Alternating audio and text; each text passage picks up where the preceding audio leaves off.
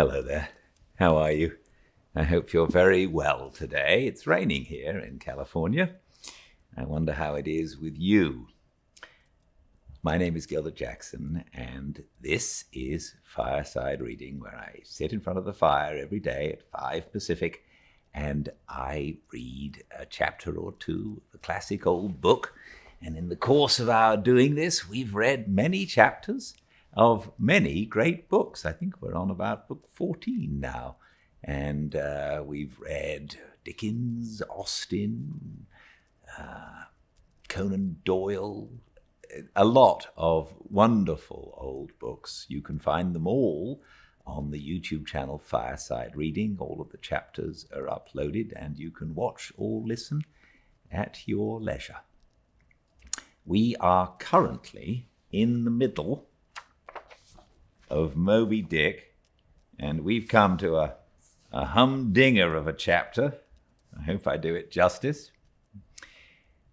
Welcome to a fireside reading of Moby Dick by Herman Melville. Chapter 36, The Quarterdeck. Enter Ahab, then all. It was not a great while after the affair of the pipe that one morning, shortly after breakfast, Ahab, as was his wont, ascended the cabin gangway to the deck. There most sea captains usually walk at that hour, as country gentlemen, after the same meal, take a few turns in the garden.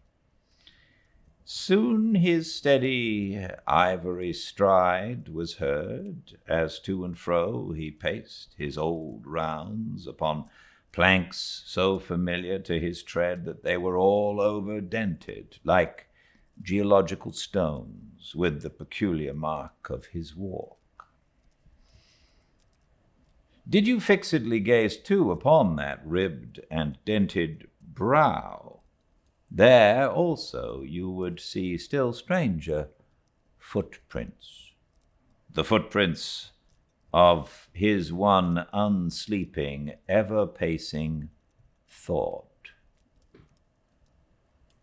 But on the occasion in question, those dents looked deeper, even as his nervous step that morning left a deeper mark. And so full of his thought was Ahab, that at every uniform turn that he made, now at the mainmast and now at the binnacle, you could almost see that thought turn in him as he turned, and pace in him as he paced, so completely possessing him indeed that it all but seemed the inward mold of every outer movement. "Do you mark him, Flask?" whispered Stubb. "The chick that's in him packs the shell. 'Till soon be out." The hours wore on. Ahab, now shut up within his cabin, anon pacing the deck with the same intense bigotry of purpose in his aspect. It drew near the close of day. Suddenly he came to a halt by the bulwarks, and inserting his bone leg in the auger hole there, and with one hand grasping a shroud, he ordered Starbuck to send everybody aft. "Sir?" said the mate, astonished at an order seldom or never given on shipboard except in some extraordinary case.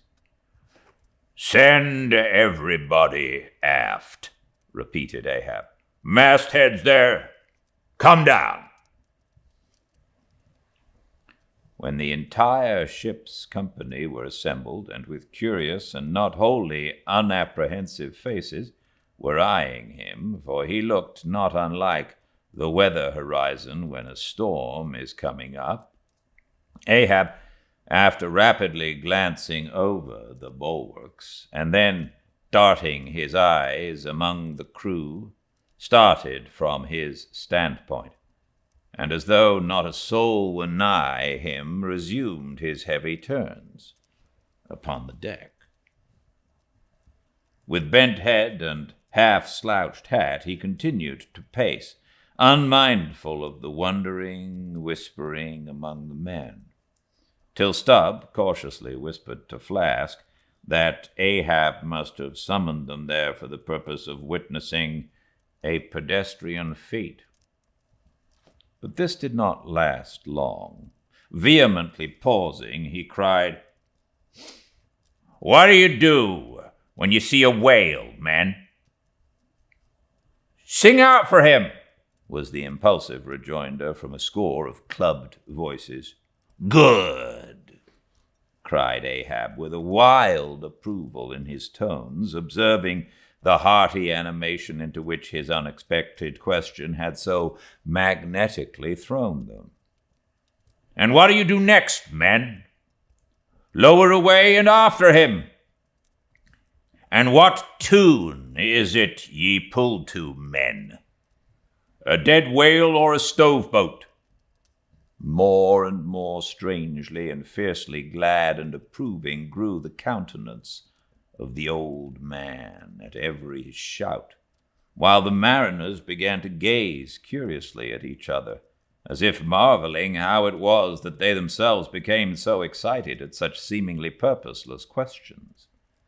But they were all eagerness again, as Ahab, now half revolving in his pivot hole, with one hand reaching high up a shroud and tightly, almost convulsively grasping it, addressed them thus: "All ye mastheaders have before now heard me give orders about a white whale. Look ye, do you see this Spanish ounce of gold?" Holding up a broad, bright coin to the sun. "It is a $16 piece, men. Do you see it? Mr. Starbuck, hand me yon top maul." While the mate was getting the hammer, Ahab, without speaking, was slowly rubbing the gold piece against the skirts of his jacket, as if to heighten its luster, and without using any words, was meanwhile lowly humming to himself, producing a sound so strangely muffled and inarticulate that it seemed the mechanical humming of the wheels of his vitality in him. Receiving the topmaul from Starbuck, he advanced towards the main mast, with the hammer uplifted in one hand, exhibiting the gold with the other, and with a high, raised voice exclaiming, "Whosoever of ye raises me a white-headed whale with a wrinkled brow and a crooked jaw, whosoever of ye raises me that white-headed whale with 3 holes punctured in his starboard fluke, look ye, whosoever of ye raises me that same white whale, he shall have this gold ounce, my boys." "Huzzah! Huzzah!" cried the seamen, as with swinging tarpaulins they hailed the act of nailing the gold to the mast. "It's a white whale, I say," resumed Ahab, as he threw down the topmaul. "A white whale. Skin your eyes for him, men. Look sharp for white water. If you see but a bubble, sing out." All this while, Tashtego, Daggoo, and Queequeg had looked on with even more intense interest and surprise than the rest, and at the mention of the wrinkled brow and crooked jaw, they had started, as if each was separately touched by some specific recollection. "Captain Ahab," said Tashtego, "that white whale must be the same that some call Moby Dick." "Moby Dick?" shouted Ahab. "Do ye know the white whale, then, Tash?" "Does he fantail a little curious, sir, before he goes down?" said the gay-header deliberately. "And has he a curious spout, too?" said Daggoo. "Very bushy, even for a parmacetty, and mighty quick, Captain Ahab." "And he have 1, 2, 3, good many iron in him hide, too, Captain," cried Quick disjointedly. "All twiskity-betwisk, like him, faltering hard for a word and screwing his hand round and round as though uncorking a bottle, "like him. Corkscrew!" cried Ahab. "Aye, Quick. The harpoons lie all twisted and wrenched in him. Aye, Daggoo. His spout is a big one, like a whole shock of wheat, and white as a pile of our Nantucket wool after the great annual sheep-shearing. Aye, Tashtigo, and he fantails like a split jib in a squall. Death and devils, men, it is Moby Dick ye have seen. Moby Dick. Moby Dick."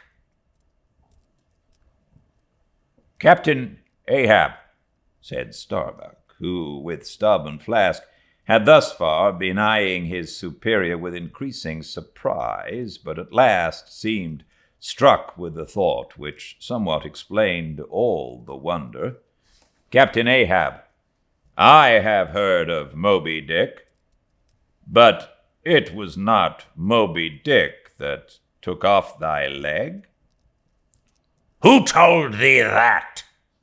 cried Ahab. Then, pausing, "I, Starbuck, I. My heart is all round it was Moby Dick that dismasted me. Moby Dick that brought me to this dead stump I stand on now. I, he shouted with a terrific loud animal sob like that of a heart-stricken moose. I.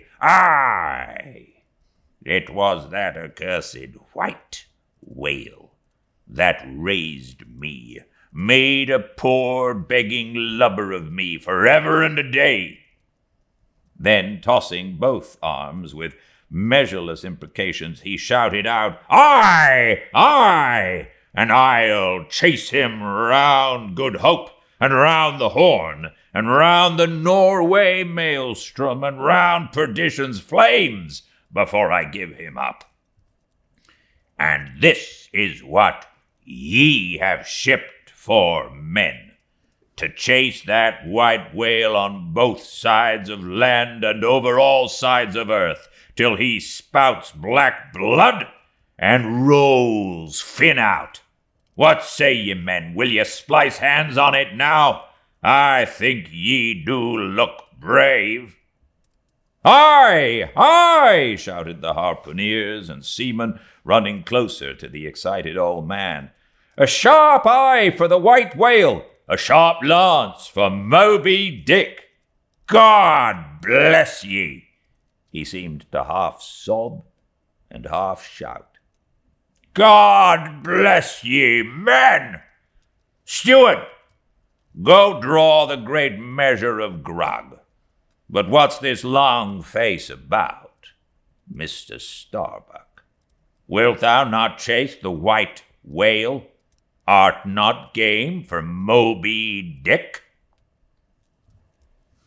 "I am game for his crooked jaw, and for the jaws of death too, Captain Ahab, if it fairly comes in the way of the business we follow. But I came here to hunt whales, not my commander's vengeance. How many barrels will thy vengeance yield thee, even if thou gettest it, Captain Ahab? It will not fetch thee much in our Nantucket market." "Nantucket market, hoot! But come closer, Starbuck. Thou requirest a little lower layer. If money's to be the measure of man, and the accountants have computed their great counting house, the globe, by girdling it with guineas, 1 to every 3 parts of an inch, then let me tell thee that my vengeance will fetch a great premium here." "He smites his chest," whispered Stubb. "What's that for? Methinks it rings most vast, but hollow." "Vengeance on a dumb brute," cried Starbuck, "that simply smote thee from blindest instinct? Madness, to be enraged with a dumb thing, Captain Ahab, seems blasphemous. Hark ye yet again, the little lower layer. All visible objects, man, are but as pasteboard masks, but in each event, in the living act, the undoubted deed, there, some unknown but still reasoning thing puts forth the moldings of its features from behind the unreasoning mask. If man will strike through the mask. How can the prisoner reach outside except by thrusting through the wall? To me, the white whale is that wall. Shoved near to me. Sometimes I think there's naught beyond, but 'tis enough. He tasks me, he heaps me. I see in him outrageous strength, with an inscrutable malice sinewing it. That inscrutable thing is chiefly what I hate. And be the white whale agent, or be the white whale principal, I will wreak that hate upon him. Talk not to me of blasphemy, man. I'd strike the sun if it insulted me.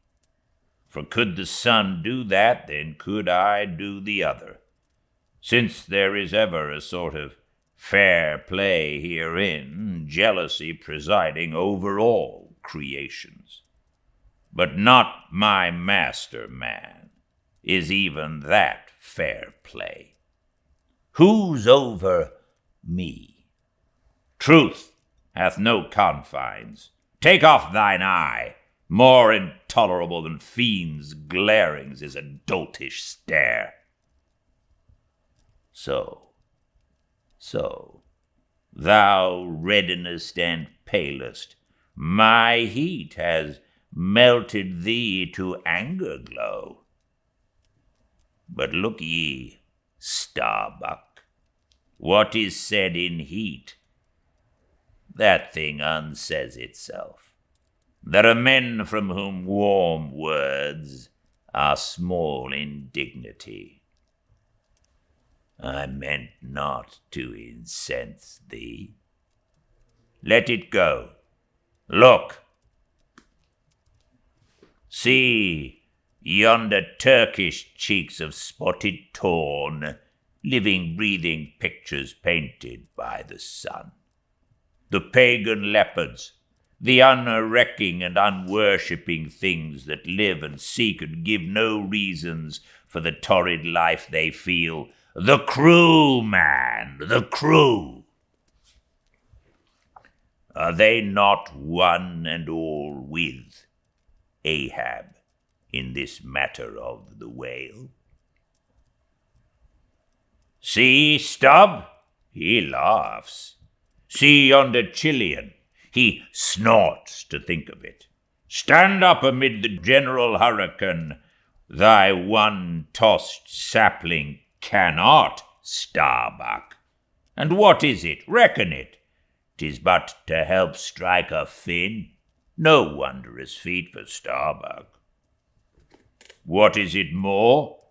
From this one poor hunt, then, the best lance out of all Nantucket. Surely he will not hang back when every foremast hand has clutched a whetstone. Ah, constraining sees thee, I see. The billow lifts thee. Speak, but speak. Aye, thy silence. Then that voices thee. Aside. Something shot from my dilated nostrils. He has inhaled it in his lungs. Starbuck now is mine. Cannot oppose me now without rebellion. God keep me, keep us all, murmured Starbuck lowly. But in his joy at the enchanted tacit acquiescence of the mate, Ahab did not hear his foreboding invocation, nor yet the low laugh from the hold, nor yet the presaging vibrations of the winds in the cordage, nor yet the hollow flap of the sails against the masts, as for a moment their hearts sank in. For again, Starbuck's downcast eyes lighted up with the stubbornness of life. The subterranean laugh died away. The winds blew on. The sails filled out. The ship heaved and rolled as before. Ah, ye admonitions and warnings, why stay ye not when ye come? But rather are ye predictions than warnings, ye shadows. Yet not so much predictions from without as verifications of the foregoing things within. For with little external to constrain us, the innermost necessities in our being, these still drive us on. The measure! The measure! Cried Ahab. Receiving the brimming pewter and turning to the harpooneers, he ordered them to produce their weapons. Then ranging them before him near the capstan with their harpoons in their hands, while his 3 mates stood at his side with their lances, and the rest of the ship's company formed a circle round the group, he stood for an instant, searchingly eyeing every man of his crew. But those wild eyes met his, as the bloodshot eyes of the prairie wolves meet the eye of their leader, ere he rushes on at their head in the trail of the bison.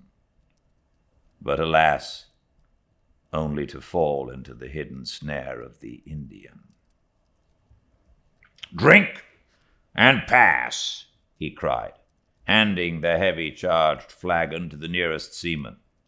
"The crew alone now drink. Round with it, round! Short draughts, long swallows, man. 'Tis hot as Satan's hoof. So, it goes round excellently. It spiralizes in ye, forks out at the serpent snapping eye. Well done, almost drained. That way it went, this way it comes. Hand it to me. Here's a hollow. Men, ye seem the years, so brimming life is gulped and gone. Steward, refill. Attend now, my braves. I have mustered ye all round this capstan, and ye mates flank me with your lances, and ye harpooneers stand there with your irons, and ye stout mariners ring me in, that I may in some sort revive a noble custom of my fisherman fathers before me. O men, you will yet see that. Ha! Boy, come back. Bad pennies come not sooner. Hand it me. Why now this pewter had run brimming again, wert not thou St. Vitus's imp? Away, thou ague! Advance, ye mates, cross your lances full before me. Well done. Let me touch the axis. So saying, with extended arm he grasped the 3 level radiating lances at their crossed center. While so doing, suddenly and nervously twitched them. Meanwhile, glancing intently from Starbuck to Stub, from Stub to Flask. It seemed as though, by some nameless interior volition, he would fain have shocked into them the same fiery emotion accumulated with the Leyden jar of his own magnetic life. The 3 mates quailed before his strong, sustained, and mystic aspect. Stub and Flask looked sideways from him. The honest eye of Starbuck fell downright. In vain, cried Ahab, but maybe 'tis well. For did ye 3 but once take the full-forced shock, then mine own electric thing, that had perhaps expired from out me. Perchance, too, it would have dropped ye dead. Perchance ye need it not. Down lances! And now, ye mates, I do appoint ye 3 cup-bearers to be my pagan kinsmen there, ye 3 most honorable gentlemen and noblemen, my valiant harpooneers. Disdain the task? What? When the great Pope washes the feet for beggars, using his tiara for ewer? Oh, my sweet cardinals, your own condescension, that shall bend ye to it.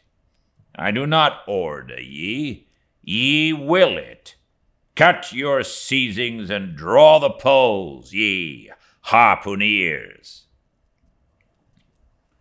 Silently obeying the order, the 3 harpooneers now stood with the detached iron part of their harpoons, some 3 feet long, held, barbs up before them. Stab me not with that keen steel. Cant them over.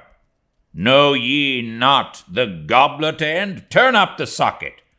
So, now ye cup-bearers, advance. The irons, take them. Hold them while I fill.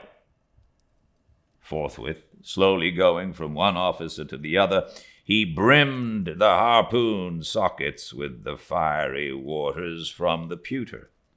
Now, 3 to 3 ye stand. Commend the murderous chalices, bestow them, ye who are now made parties to this indissoluble league. Ha, Starbuck, but the deed is done. Yon ratifying sun now waits to sit upon it. Drink, ye harpooneers, drink and swear, ye men that man the deathful whaleboat's bow. Death to Moby Dick! God hunt us all if we do not hunt Moby Dick to his death. The long-barbed steel goblets were lifted, and to cries and maledictions against the white whale, the spirits were simultaneously quaffed down with a hiss. Starbuck paled and turned and shivered. Once more, and finally, the replenished pewter went the rounds among the frantic crew, when, waving his free hand to them, they all dispersed, and Ahab retired within his cabin.